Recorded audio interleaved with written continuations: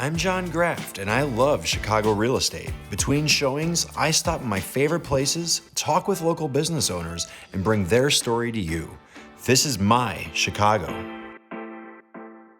So did you live in New York to start this up? Where did you get the idea to get that Paulie G's recipe or the pizza here? Sure. So Paulie and I actually met online, like any good relationship nowadays, right? So about 5-6 years ago, maybe a little bit more, I was in between my wood-fired pizza oven that we were pulling on a trailer and thinking about how do we turn this into something more permanent? How do we turn this into a brick and mortar?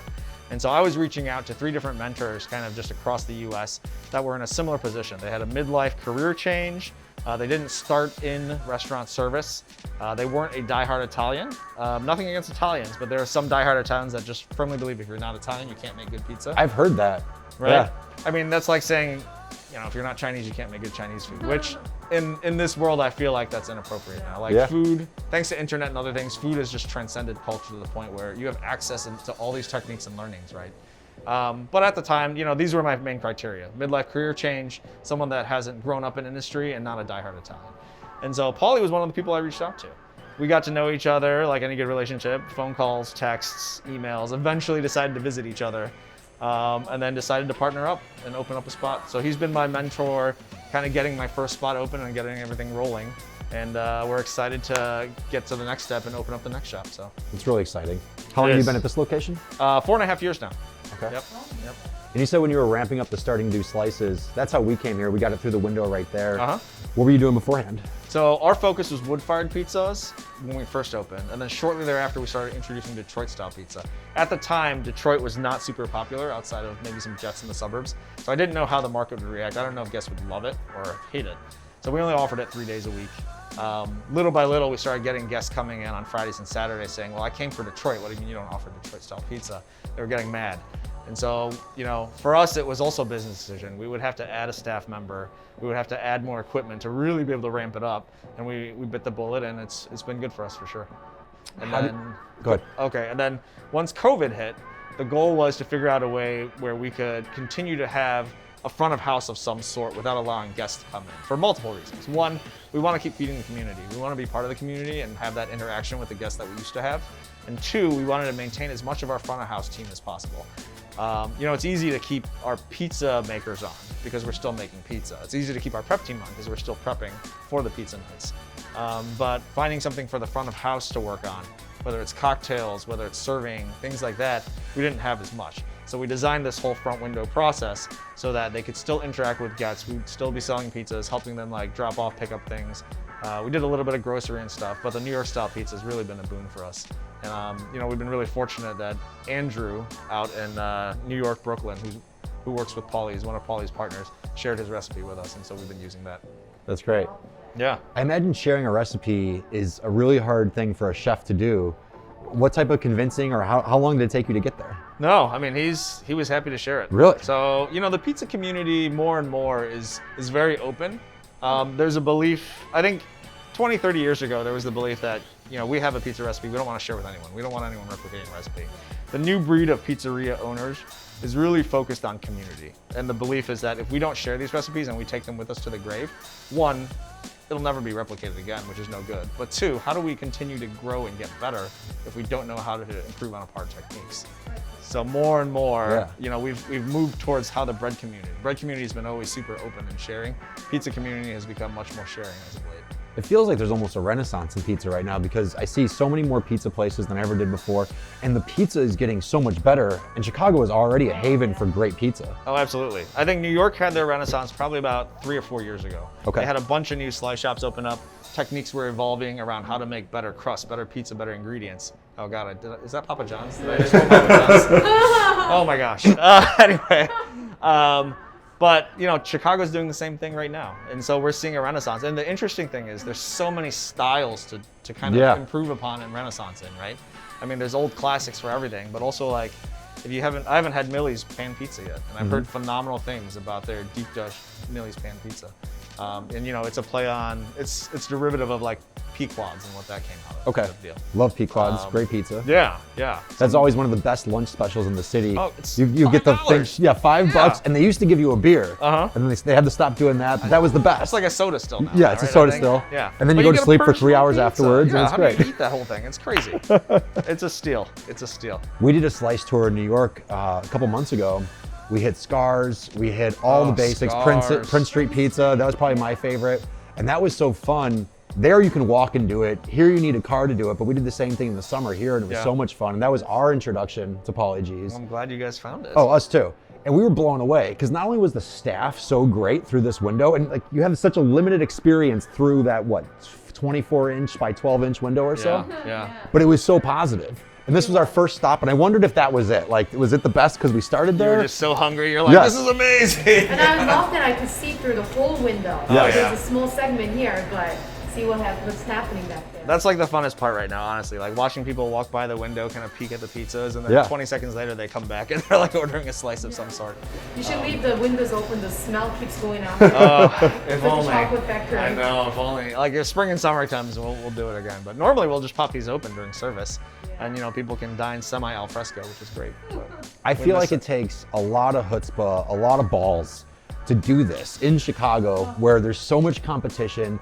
You can't walk 3 blocks without hitting a pizza place. Every time I see a new place open, I'm like, oh, I don't know. Like, I want to have it. I want them to do well. At the same time, you've had so much mediocre pizza in the city. You wonder if it's going to be just another one of those places. And you're like, are they laundering money, or what are they doing there? Right?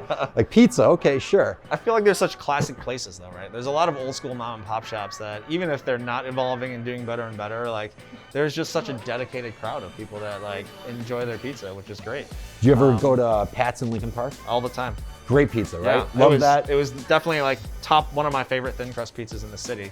And then, like we were just talking about, pizza fried chicken ice cream came out with their thin crust, and it's like another level of a pass. The level of flavor that they put in is crazy, and it's just, I do think it's the best thin crust in the city right now. We have to try it. We're going this weekend, I think. Please say hi to the crew for me. They're awesome people. Yeah. Last time we were there, I think they thought Yuna was someone they knew. So they were bombarding us with shots, and he felt bad because he didn't recognize her, and all that. It was very funny. But such cool staff there. I told him my name. He goes, oh, well, here, shots on me anyway. It was fun. So funny. What made you do that? I feel like it takes a lot of balls, like I said. How did you feel confident? I don't think you do. And I think that's part of entrepreneurship. Like you never go in fully confident, right? If you were able to do, if everyone was able to do it fully confident, then you'd be all over the place. Everyone would be doing it.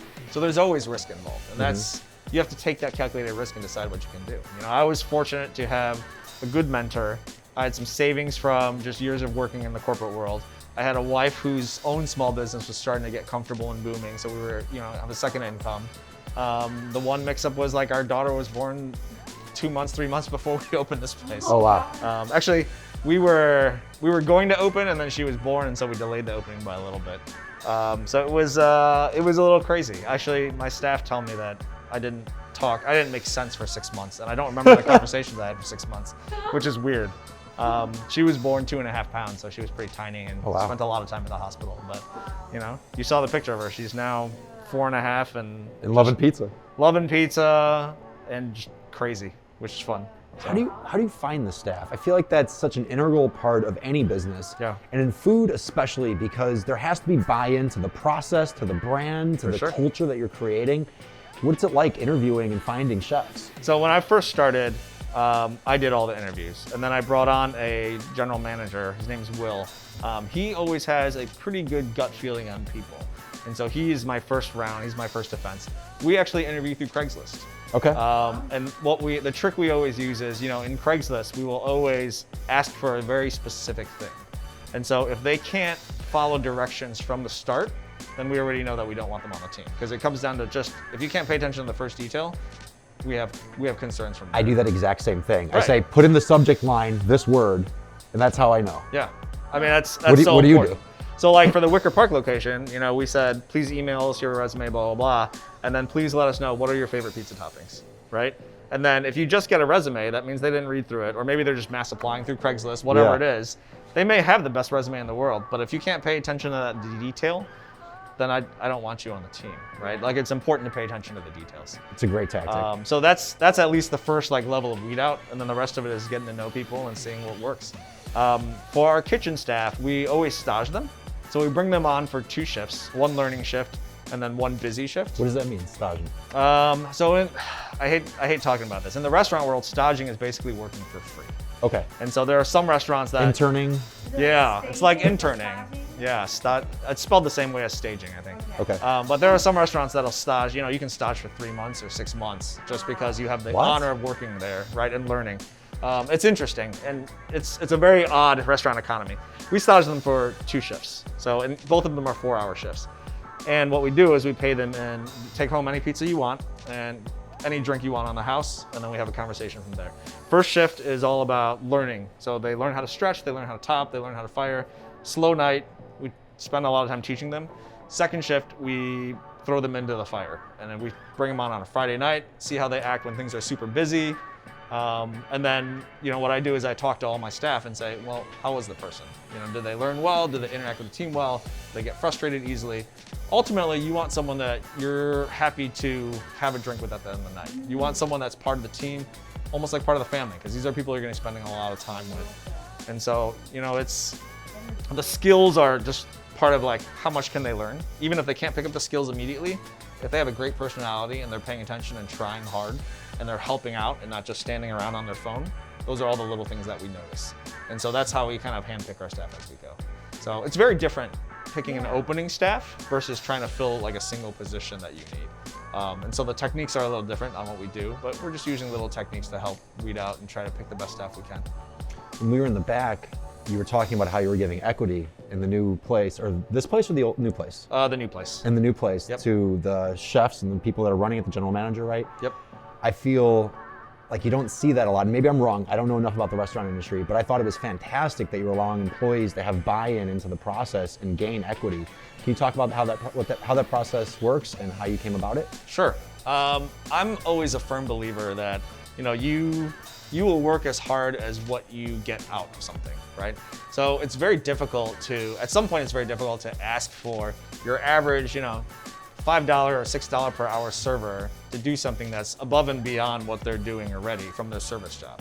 So whether that's like going above and beyond with a guest, or whether that's like making sure that the front area is clean, you can tie it to their job description, but ultimately their incentive always comes back to, how do I get paid? I get paid when someone leaves me a better tip, right? And so what I believe is like, we need to align incentives properly in any company in order to make things flow.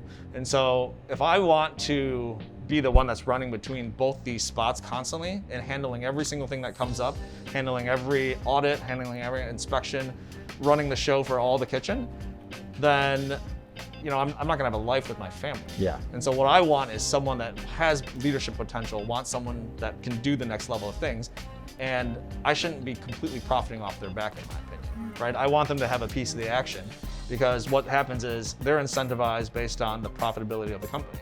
And so I want them to be able to say that they're owners at some point.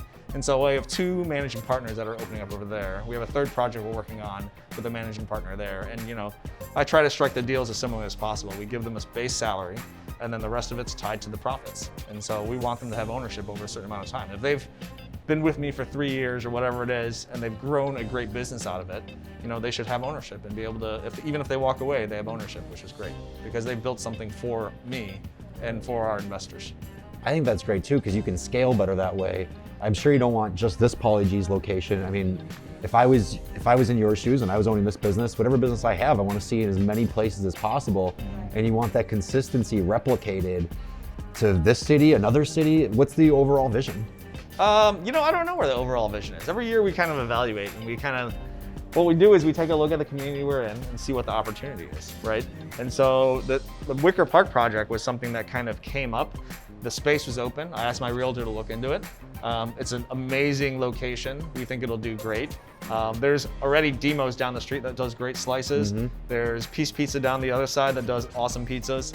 I mean, it's a pizza-heavy neighborhood, but I feel like having, you know, a little slice, a window slice joint over there would do well. And we want to try to bring something that's different than what Dino's does too. That's what I was gonna say. I think it already being pizza heavy is just gonna be better for you. It's like when you go into a strip mall or any part of town where there's a lot of restaurants. Well, all those restaurants seem to thrive together because they're different. And with pizza, all the places you just mentioned are nothing alike. Yeah. Right? Yeah. Dimo's is that fun kind of drunk pizza. This is exactly what it is. And Peace is what, New England style, right? Yeah. It's supposed to be, I think they claim it's like New Haven style pizza. I mean, it's good, no matter what it classifies as, right? Like, there's this thing where we're trying to classify everything all the time, and I'm like, as long as it's delicious, do we really need to classify it? But you know, you're right. A rising tide floats all boats, and if the community is doing well and the businesses are doing well as a whole, everyone does well, and that's what we want, right? We want all our communities to do better. So doing this process, I've noticed there are a lot of Asian owners, operators. Anything you want to say about that? Do you think that's a coincidence? Asian owners and operators for where? For restaurants. I don't know. I guess, so this is the first time in my family that we've had an Asian owner operator. My parents came with like double master degrees, firmly believe like grow up as an engineer, a doctor, or a lawyer. So that's her parents. Okay. Right. No, Yeah. for sure. Right. And that was the way to success. So, you know, me deviating from that path I was the black sheep of the family for a while. Like I was not invited to parties. I was not invited to Really? like. They took it that seriously? Well, so when I dropped out of med school, so my parents had gone to China on a vacation trip, and that's when I took the opportunity to leave med school. When they came back, they weren't happy. Most of the family wasn't happy. So, I mean, it was a process, but you know, little by little, they started seeing the success of the restaurant. They were investors in this restaurant. They become heavier investors in the next restaurant. You know, I always liken it to, you know, as a kid, did you play piano or violin or anything? She plays right? both. And whenever guests came by, All the instruments, right? right, your parents would be like, oh, Yuna, Yeah. please play the piano for our guests, right? Yeah. Now, I whenever- still do that. Right, absolutely, right? Because they're super proud of it because it's Because amazing. she's so fantastic. You want to show her off. And so now I know I've made it because anytime guests come into town, my mom's like, oh, Derrick, can you please make that pizza for our guests? For like... So this is like the corollary that I know, like, okay, she's okay with what I'm doing now. So we're in a good spot. Yeah. So I don't know if she'll ever truly admit it, but she used to ask me every year, are you sure you don't want to go back to med school? Even when we first opened this Oh my place for her. God. She hasn't asked in a while. So I think she's on board with what I'm doing now, which is great. So it's nice to see. How did you figure out the vibe? Because when I walk in here, and you guys are obviously shut down, it's not what it would normally look like, Yeah. but you can feel what you were building here and the style you had. Does that happen at once? Did you have a vision in mind? So we paid homage to the original Paulie G's in Brooklyn Okay. as much as possible. Our spaces has a little bit more light for sure, and openness to it. But you know, all this kind of old wood and the steel feel is really an homage to what Paulie had built over there. So that over there on the wall where we list our beers normally, it says COVID sucks right now. I saw that, yeah. But normally we put all our like rotating beers on there. That's a bathtub, if you look real carefully at it. And so the original Paulie G's also has a bathtub set up right behind cool. the bar with their current selections on. So, you know, we wanted to kind of give our own feel to it, but also have something that paid homage to the original Paulie G's for this first location, especially with the wood-fired ovens and all these things. We have the same wood-fired ovens. So it feels a little bit like Paulie G's, but you still know you're in Chicago because of some of the ingredients we use and some of the other things we do. How often do you see Paulie G? You know, before COVID, probably about 3 times a year. Whether I was traveling to New York or if he was coming here for the Chicago Restaurant Association show, or if we were in Vegas together for the pizza show. Yeah, there's a pizza show every year. It's a What does pizza that smell convention. like? It smells great. I mean, it's just like cheese, dough, sauce everywhere. More and more though, you know, it's more about connecting to like the pizza community as a whole. So talking to other operators, talking to other owners, getting ideas, catching up, having drinks, playing, you know, some craps together at night, late into the night. So it's kind of like a time to relax and hang out and just be able to like share war stories and share ideas. And so that's something that we definitely all miss right now, you know, all those conventions and being able to see our friends. But yeah, Paulie typically about 3 times a year. We talk probably about once a week. When we first opened this place, I was probably on the phone with him every day almost. So little by little, you know, I'm not calling him as much, but you know, it's always good to get perspective and talk to your mentors. That's really great. Just from a consumer's perspective, as we see a lot of pizza places, like he said, every 3 blocks, we sense that it's very competitive landscape.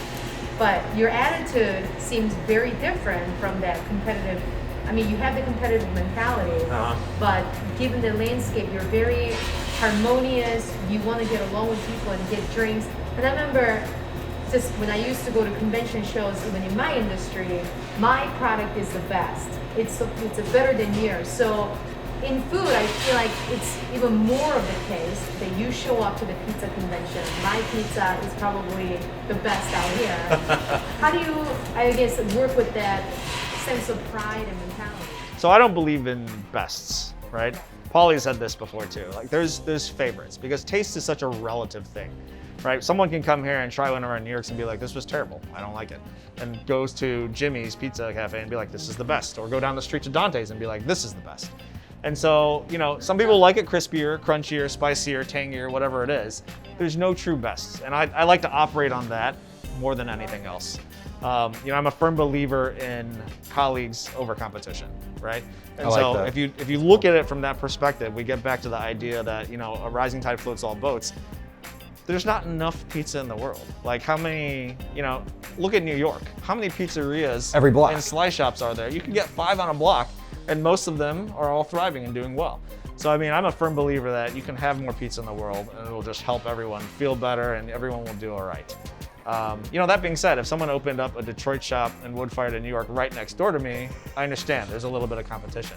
But, you know, if they're doing stuff a little stylistically differently, you know, you still try to be friends and be neighbors. You never know when you need to help each other out.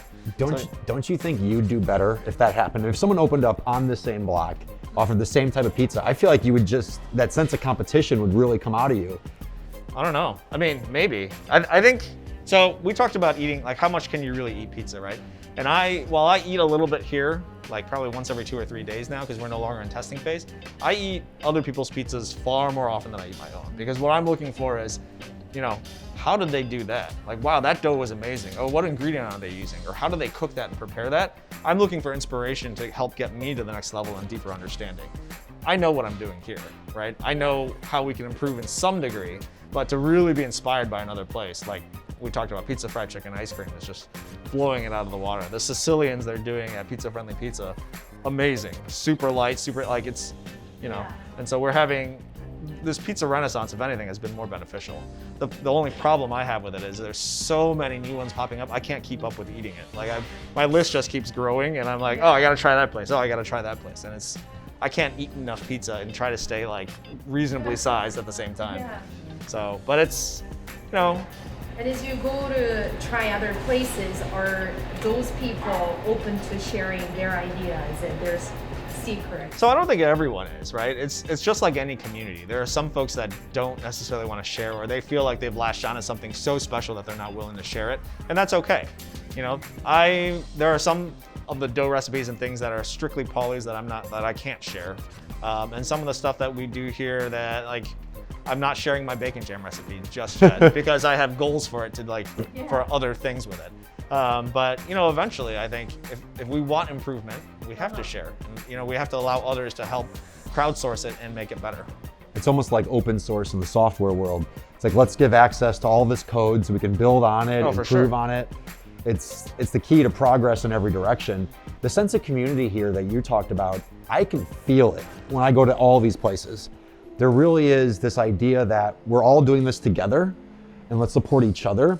And I think you could really see that through COVID too, because you see every restaurant supporting another restaurant and it just piles on and on and on. In the back, we were talking about the raffle that you're putting together, and that's the same idea. It's a few restaurants, and can you talk more about that? Sure. So we're doing a fundraiser raffle for Abundance Setting, which was, I believe, set up by Beverly Kim from Parachute. I gotta double check my facts on that.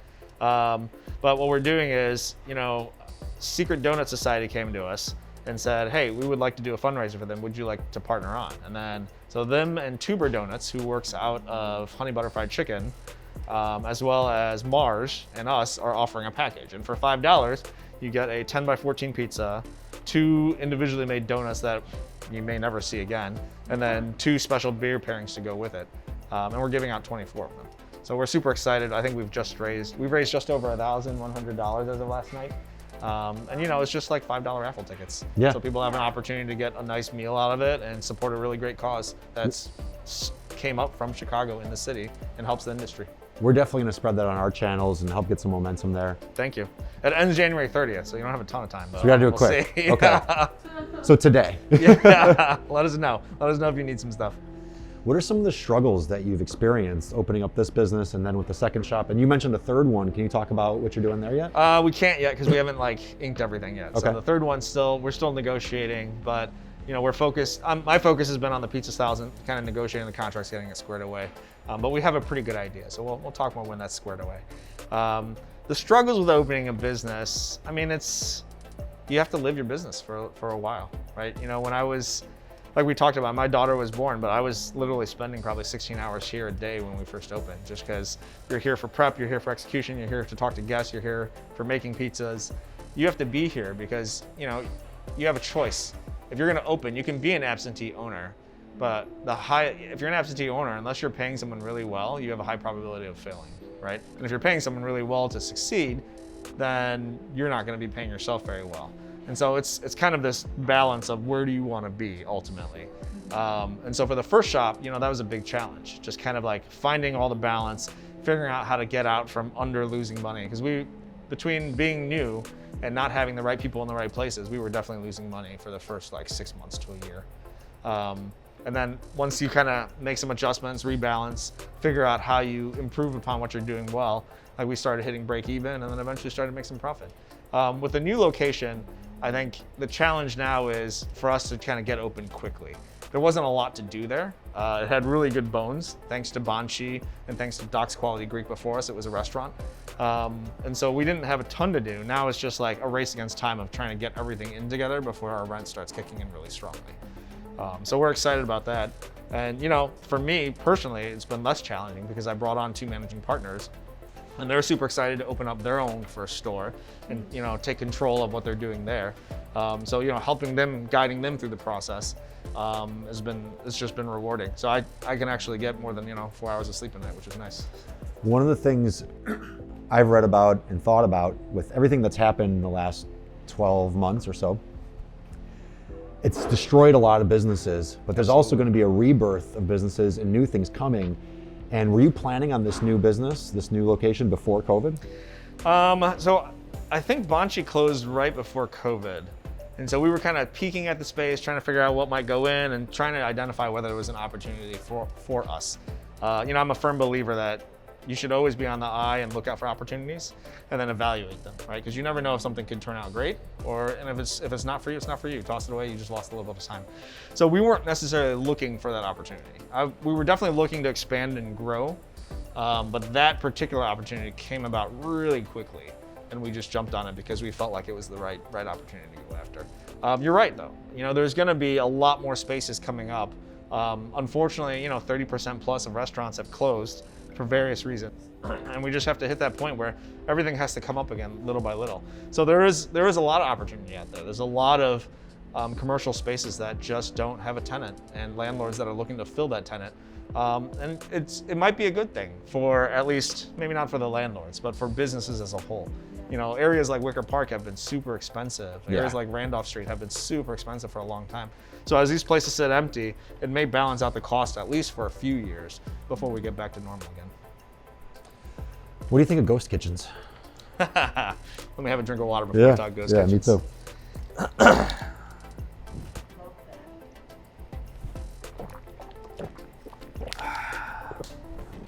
All right, so ghost kitchens. We've been approached by ghost kitchens a couple times. When you say approach, what does that mean? So they've come to us and said, hey, we would love to have you in our ghost kitchen. Oh, so I was thinking the other way around. So Yeah, so they're saying like, this is what we charge, this is the space you get, et cetera, et cetera. I think based on my analysis, what ghost kitchens charge, it's very difficult to make a decent profit out of ghost kitchens unless you already have name brand establishment already, right? And you're just extending your reach into another neighborhood, basically. If you already have your own kitchen, then you can do a ghost kitchen out of your own kitchen. Mm-hmm. There's no need to be paying additional rent and using up additional space to try to make extra money. So like a lot of people have pivoted. So, we were thinking about maybe doing bao for a while because my mom and my aunt make amazing bao. I was gonna take the recipe and just do some really good bao out of this kitchen and just like people could pick up and buy and we would not tied to Paulie G's necessarily, but we'd sell bao out the front window and people could pre-order. So a You're ghost still kitchen playing in with that idea? fashion. Right now, no, because we're working on the new spot. But that's definitely an idea that we're pocketing for later. With the current ghost kitchen setup, it's great. It's efficient. They have multiple kitchens lined up in a row. They're integrated with delivery parties. I think especially in the current COVID market, they're doing amazing. Right? Yeah. You can't go out to a restaurant right now to dine in. But ultimately, I think people want to dine in. And if you order pizza or a sandwich or something high end from anywhere, and it gets delivered to your home, at some point you're going to say, I really want to eat there. And a ghost kitchen doesn't allow that. I'm biased, right? Because I have a restaurant. Based on what I've seen of ghost kitchens, it's an interesting idea. I don't know. I definitely know it's not for me. I can see it working out for some folks, right? There's a lot of pop-ups that are cooking out of their home right now. So to take it to the next level, the ghost kitchen may make sense for them to up production. That's right? how I've thought about it. If you're starting out, it's probably the least cost or the most cost-effective way, less capital intensive to start a business and at least just see if it works. Yeah. They even approached her seeing if she wanted to do I it. think if you post a photo Yeah. consistent on Instagram, they contact you. Yeah, that could be. That could I be. made this. Oh, were you interested in being a chef? Yeah. And we were looking at the economics of it just to play around with the idea, and it didn't make sense to me. It was No. way too much to them. It is. And it's kind of like Uber Eats, DoorDash, all these. Like they're taking 35% right off the top. That's hard. That's That a is. huge margin. Yeah. And then we were talking to another business and they were saying that's okay for us because that's our marketing budget. Right. It's not just delivery. They're doing all the marketing. We're getting a lot of orders from them, so we're okay with it. But I haven't gotten any consistency with restaurants or business owners that are doing this. There seems to be a real mixed feeling about it. Some people don't like it at all. Yeah. Some people understand that it allows a new business to get into the market. Yeah. And some people are embracing it. So I think, Yeah. when I went to visit the ghost kitchens, there were like Wendy's and KFC in some of the ghost kitchens, right? And that to me makes sense, Yeah. right? Because if you're ordering Chipotle or KFC, you know what you're getting. You're not necessarily having to go in to get that experience. You don't Quite the need opposite. face to face, right? I don't want to go to KFC. I just want my food and go. You just want your food to go, right? And so that makes sense for a ghost kitchen. I think if you want to consider a ghost kitchen as an entrepreneur, you really have to think about what you enjoy. If you enjoy just like cranking out food in a small kitchen, not seeing anyone else except for you and maybe one other person, it could work for you. My greatest joy in this restaurant is really having guests in, getting to know our regulars, getting to watch their kids grow up, feeding them pizza, having conversations about how their life is. A ghost kitchen is anything but that. Right? I know some of my team members would be great in a ghost kitchen, and then I know some of my team members thrive on team activities, getting to know each other, being part of a team and executing on a busy night. That's hellish all night, but at the end of the night, you throw back that beer and you're like, man, that was a good night, guys. We made good money, we had a fun time, we made excellent pizzas. You don't get that out of a ghost kitchen. So I think you really have to know yourself and determine, is the ghost kitchen model for you, and does it play to what you want out of it? It feels a little soulless. It does. It I does. feel like they are looking to offer a bandage right now on like a wound that they know that especially this industry is hit the hardest. So they're trying to do that, but that bandage is gonna take off. Yeah, for It's certain tough. people. I mean, food courts are very similar. I mean, there's a Yeah, that's a great big point. move on food courts right now, right? And we look at some, I won't name names, but some of the food courts out there, you'll see local restaurants going into the food court, but the prices are suddenly 30 to 50% higher. And the reason is it's a similar economy, right? They're taking not only rent, but a portion of the sale. And whatever Okay. that comes out to, the only way for that restaurant to be able to be okay is to, absorb that cost by raising the prices. So now you're paying $8 for a slice of pizza, which is, That's too much. Unless there's like gold leaf and caviar on there, I don't know.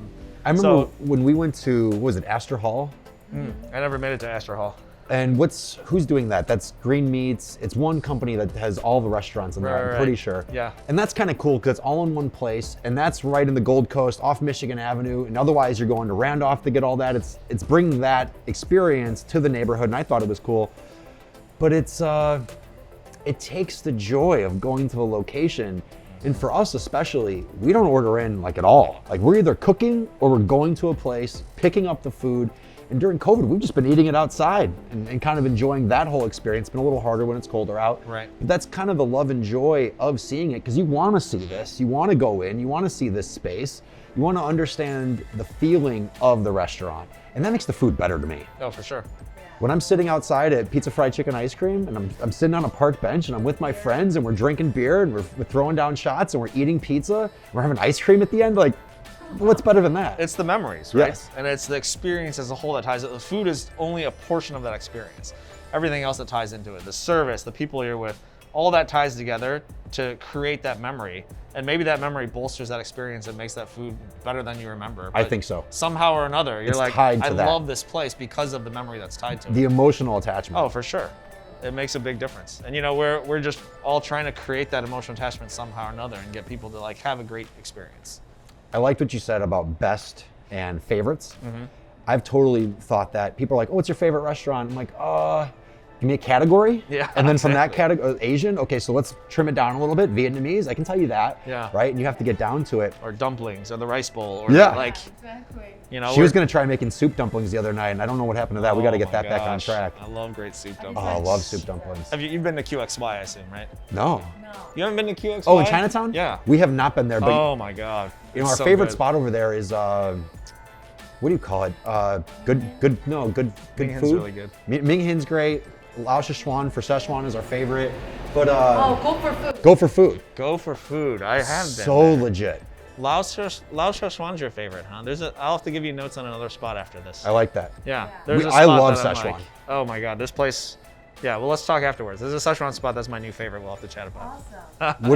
What are some of your favorite restaurants in Chicago? It's like you just said. It depends on what you're looking for, right? I mean, I'm very pizza heavy focused.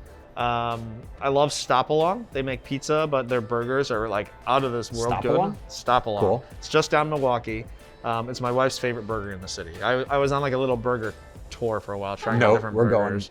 Yeah, really. And they're like, when they reopen, it's phenomenal. If you're an 80s kid, you walk in and there's like Superman and Mario and Spider-Man, and they have an arcade room in the back for it's an awesome fun Experience spot. that they're sold on, It's yeah. great. It's great.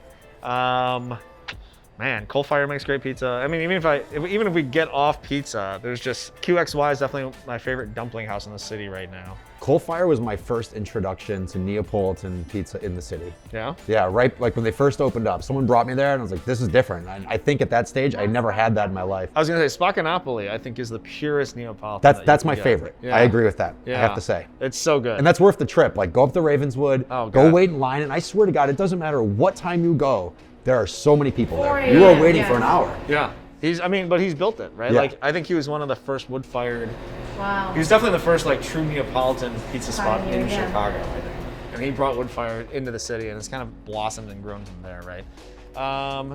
Margie's Ice Cream is a classic place. Oh, yeah. Right? Yeah. And like, I don't even think they make their own ice cream, but it's just really good. And then on the other What's hand, the it's vibe? like, You walk in there, and I Yeah. feel like I just went in a time machine. oh, for sure. I've never been to the 50s, but I think I have at Margie's. The dolls, the ivory dolls are a little creepy to me, but everything else is like awesome. I love the fact that it's like one sheet is the food, and the food is only very mediocre. Yeah. And then it's like 5 sheets of different ice cream sundaes, which is phenomenal. Yes. Like if you want ice cream, this is your spot. It's just like pizza. So Yeah. versatile. Oh, for sure. Yeah. And then Wormhole just opened up in I that same saw building. that. Yeah, I haven't been to the new Wormhole yet. I Us love either. Wormhole coffee. It's Yeah. great stuff. I But think then, they're doing like a brewery, not brewery, but I think they're serving beer there too. Are they really? I think so.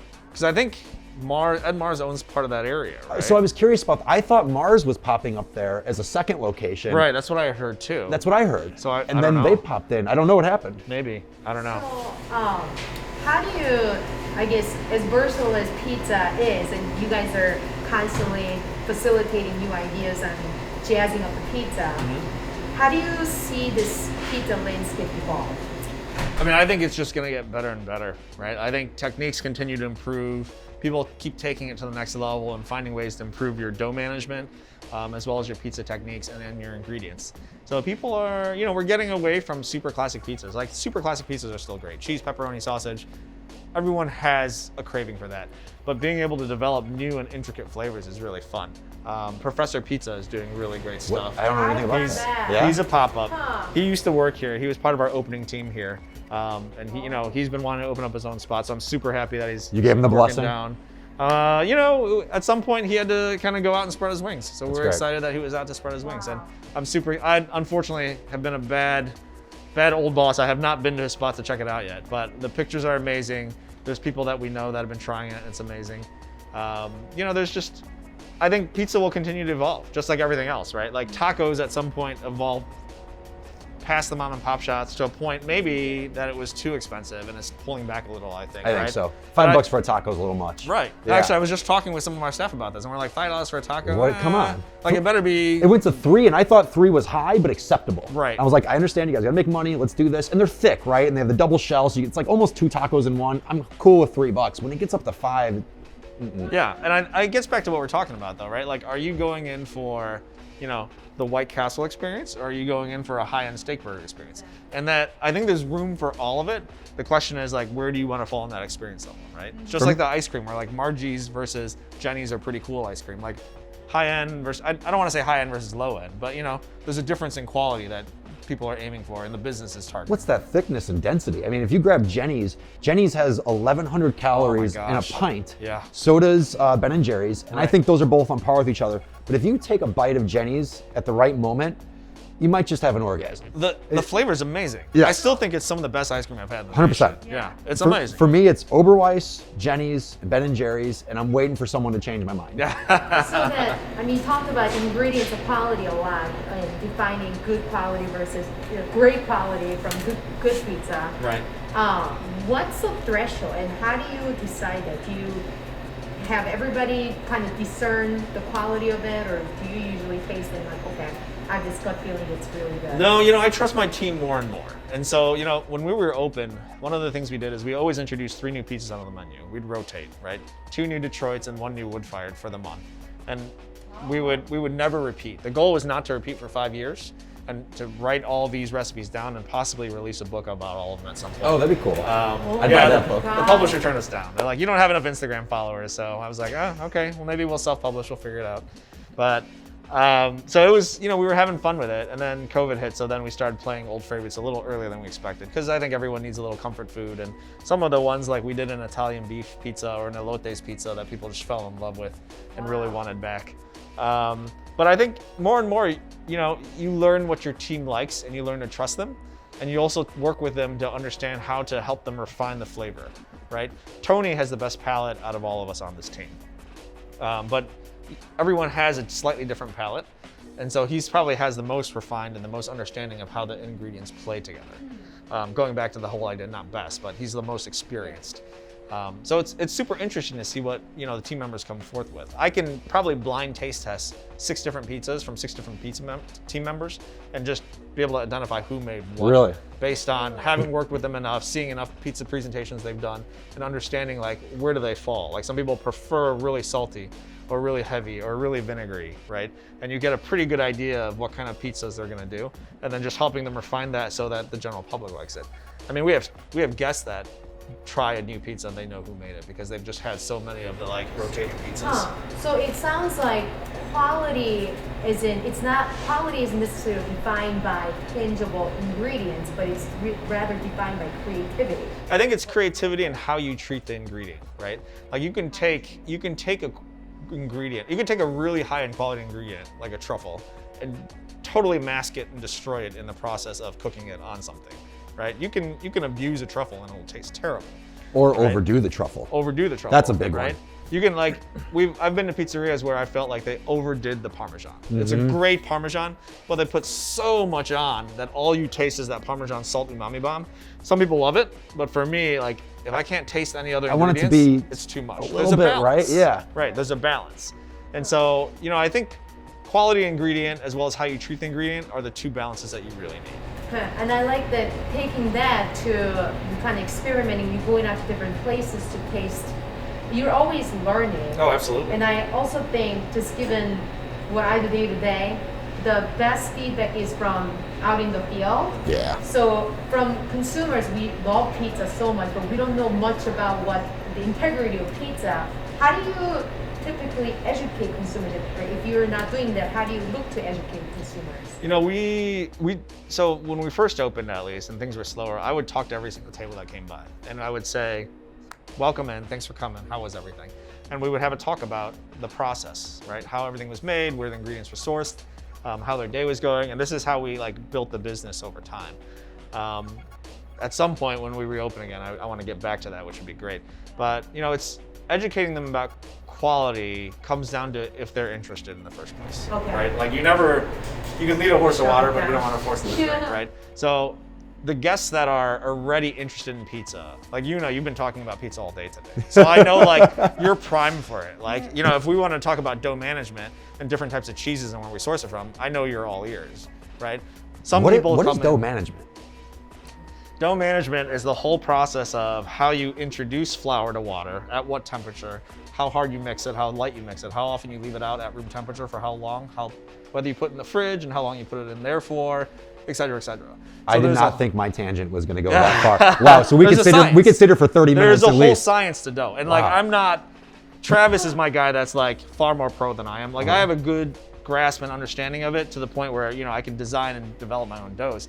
But there are people that are just worlds and worlds above me. And so being able to continue to learn it's like any field of science, right? We're a firm believer here that my approach is always like, we want the dough to be science, and then we want the topping to be artisanal. So we look at it and we want to present a beautiful pizza, and we want the taste to be as close as possible to being replicated easily on a regular basis. So we introduce science and art a little bit to both, but ultimately it has to be a beautiful pizza. We eat with our eyes first, right? In this world of social media, Instagram eats first every single time. So if it's not beautiful... I mean, you and I connected on Instagram. Oh, for sure, right? If it's not beautiful, it's not gonna fly, right? When we were back there, I was watching so closely and carefully and how Tony was shaping it.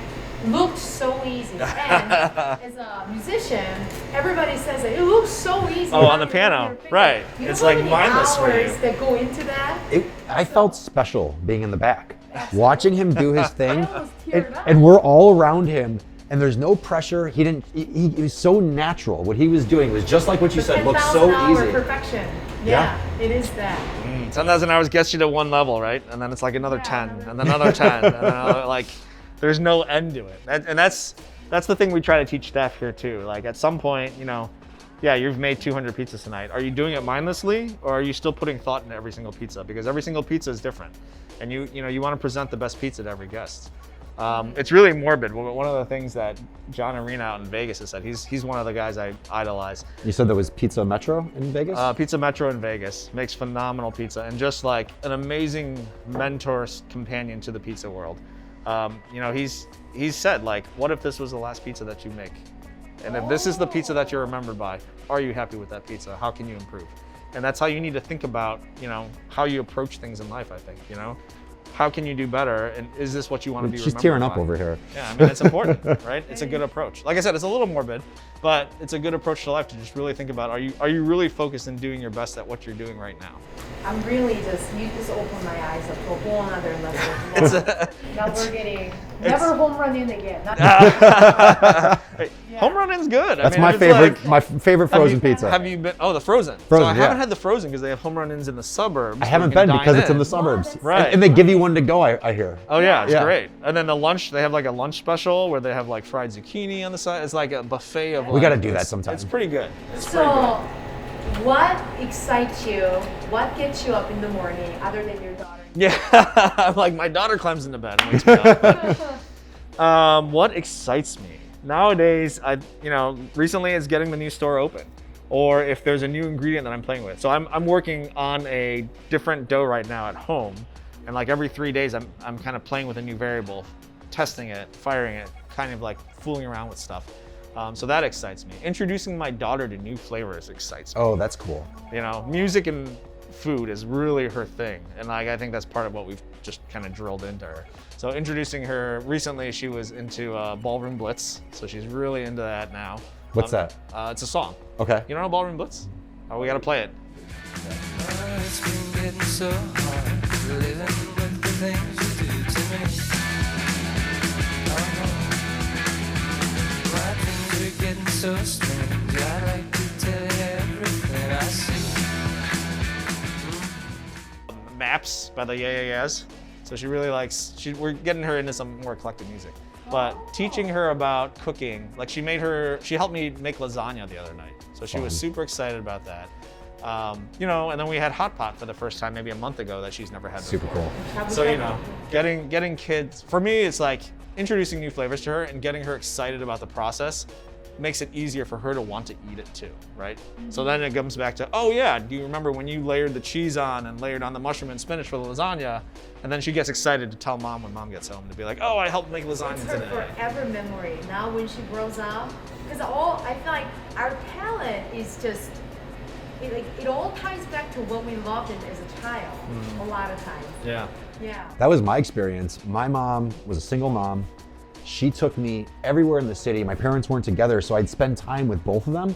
And every time we were together, she'd take me to a new place.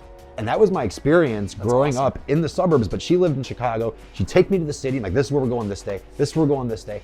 And I tried everything. And then you go back home, and you're like, it changes your world. At 10 years old, you're getting this appreciation for food you never could understand. And as you get older, that just Amplifies compounds. and goes, yeah. And she's so blessed to have a dad that's like breathing and living that. Yeah. When I met my husband, I was like, you're more Asian than me. What is going on here? That is so shocking to me. I took her to King Spa for the first time, and she's like, I what? still haven't been to King Spa Oh, yet. you have to Oh, go. God. Yeah. My wife feels very awkward about being naked in front of other people, so I was like, It's for a brief time, such a brief time. well, and like no one's like looking at each other. Exactly, right? Like, yeah, no one's checking you yeah. out, right? You look at So I'm yourself like- the most, yeah. Right. It's just like a locker room, right? You change, you go in, you're done. You go straight to the room. We went to what's the spa in John Wick where he kills everybody? I don't know. Air. Oh, air bath? bath. Yeah. Yeah, air air. bath. So that we place went- is cool. Oh my God. Yeah. It was wonderful. That was It a gift. So peaceful. Yeah. We went for I think our like Love that. our 10-year like dating anniversary a couple years ago or something like that, and it was just like so soothing and relaxing.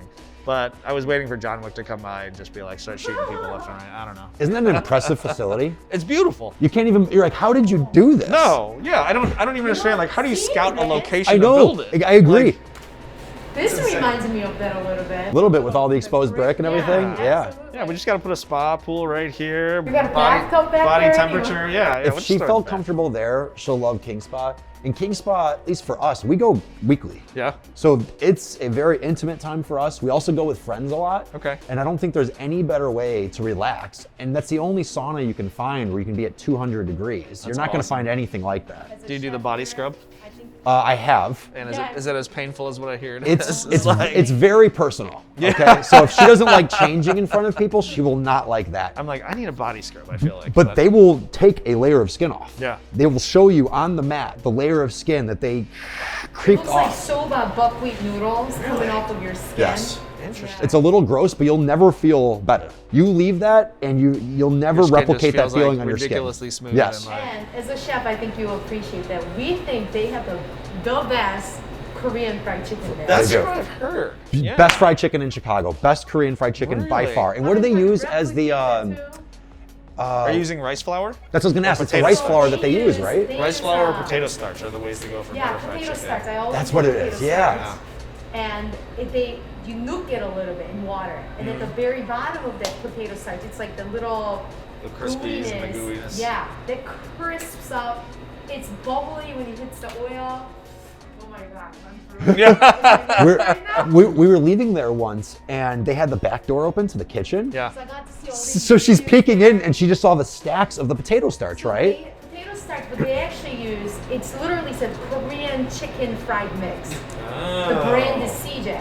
And I Okay. went to HMA right next door. And you picked that up. And Johnny was like, "Oh, did you bring King Spa home here?" Yeah, 'cause she started cooking. I was like, this. I knew it wasn't King Spa. It wasn't quite there, but it was so close. Interesting. Yeah. Very. You've got the secrets locked down of KFC, huh? All right. That's Yeah. crazy. That's crazy.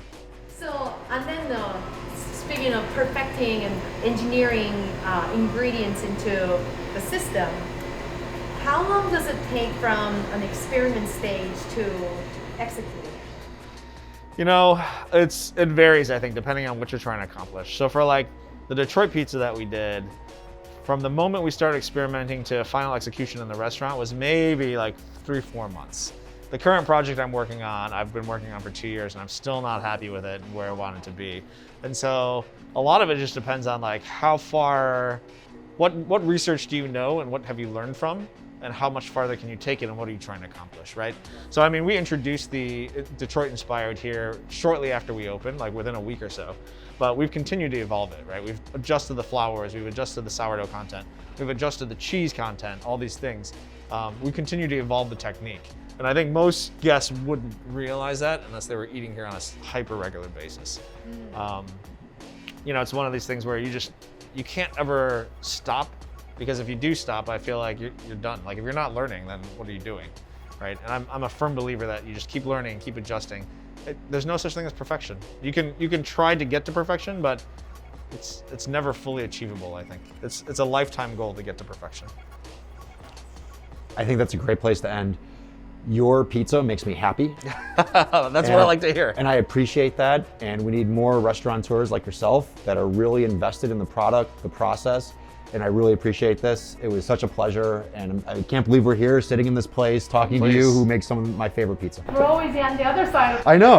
full of honor. We have to have you guys in for a proper meal at some point. When Absolutely. We open up, so. Thank you so much for doing this. Pleasure to have you You guys got in. it. Thank you.